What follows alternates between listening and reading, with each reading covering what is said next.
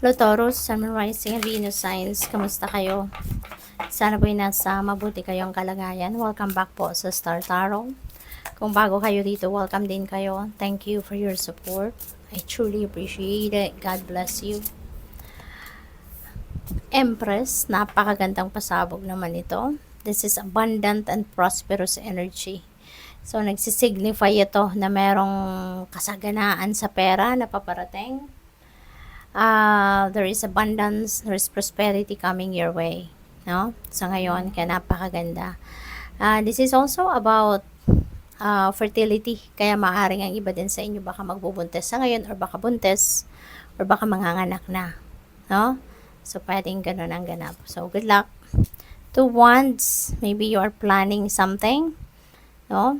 Maybe you are planning how to manage your money kasi syempre may kasaganaan, may kaperahan, maraming oportunidad pang kaperahan na pwedeng dumating. So maybe yun ang pinagpaplanuhan ng iba sa inyo. Pwede rin na this is partnership, no? So pwedeng partnership in love, partnership in business, diba? Partnership in a project, pwedeng ganon ang papasukin ng iba sa inyo. This is also travel, no? So, meron din ditong pwedeng international travel na magaganap for some of you. So, good luck. Okay? So, what else? We have 8 of Wands, and this is another travel energy. So, talagang most likely magbabiyahe ang iba sa inyo rito, no? Baka kayo ay babiyahe sa ibang bansa. Pwede rin na merong mga good news and wonderful opportunities, or good news regarding wonderful opportunities ang pwedeng dumating sa inyo sa ngayon, no? So maaaring merong mga mababalitaan kayo sa ngayon about various opportunities, no? Pwedeng meron ding siguro mga paparating dito na magagandang balita about kung ano-ano, no? Na mga oportunidad pang trabaho, karera, negosyo, no? It could be anything. And dapat handa lang kayo. Okay? You need to be ready, fit and ready for anything. Kasi maaring mabilisan ang mga kaganapan dito sa buhay ninyo.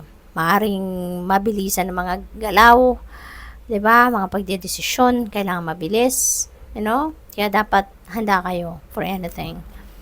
High Priestess. Ayan. So, since fast-moving energy ito, maaaring merong mga bagay dito na magre-require sa inyo na talagang magdesisyon kayo agad-agad. At hindi na kayo mabibigyan pagkakataon mag-isip pa, dumiskarte. So, sundin ninyo yung bulong ng inyong intuition. Okay? Listen and follow what your intuition is telling you.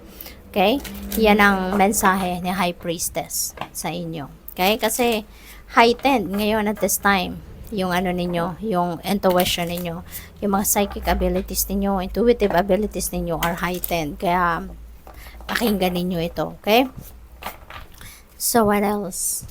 We have life purpose, Taurus.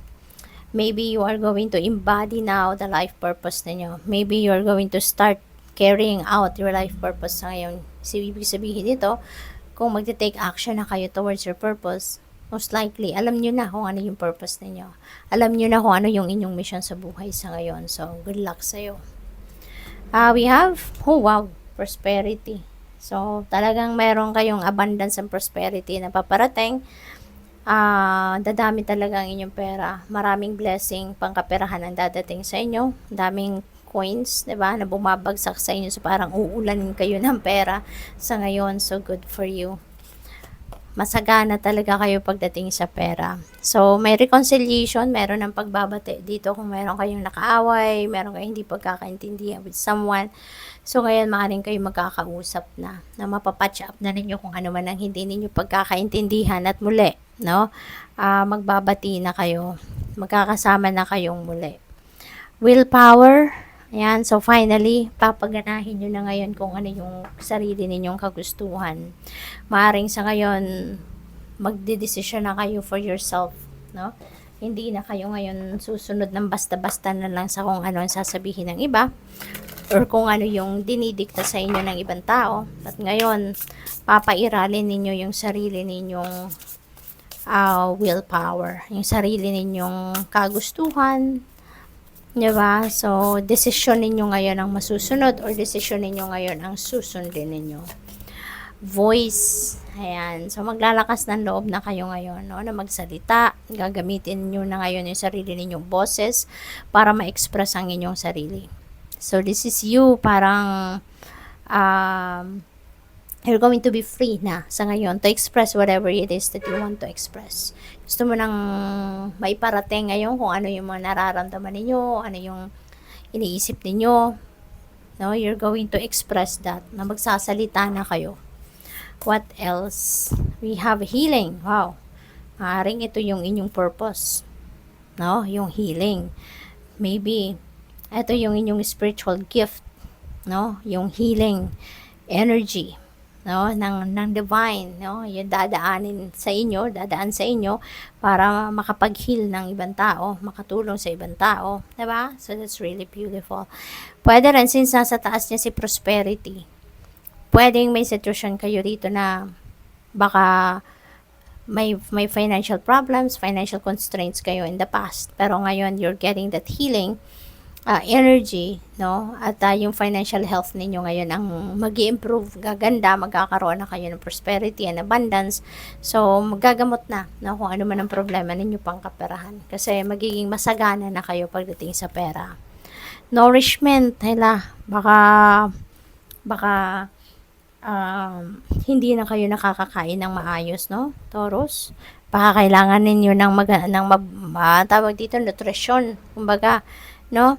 Kasi baka sa dami ng trabaho ninyo, sa dami ng ginagawa ninyo, sa sobrang busy ninyo, baka napapabayaan na ninyo ang inyong kalusugan. Okay? So this is a reminder para sa iyo to nourish yourself. Okay? Yung health ninyo, yung well-being ninyo, yan alagaan ninyo above anything else. Okay? So we have untamed.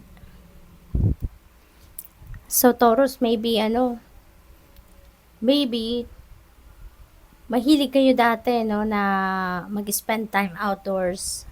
Mahilig siguro kayo mag-nature tripping, mahilig kayo mag-walking, mamasyal, mag-hiking, mag-trekking, yung mga ganon.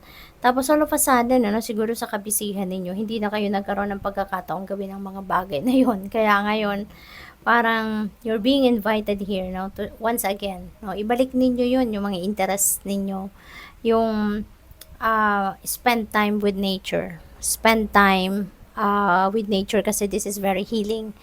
'Di ba? When you are surrounded with nature, it's really rejuvenating, napaka-healing, 'di ba, ng nature spirits. Kaya maaring ito yung kailangan ninyo, no? Para din na gumaling kayo. 'Di ba? Kasi din kailangan din ninyo ng healing, 'di ba? Kailangan ninyo na mag-relax. Kailangan ninyo na mag-rejuvenate and recuperate. So, spend time with nature para nang sa gayon, ma-absorb ninyo yung powerful healing energy, no, ng nature spirits. Good luck. Thank you for watching. Love and light. Namaste.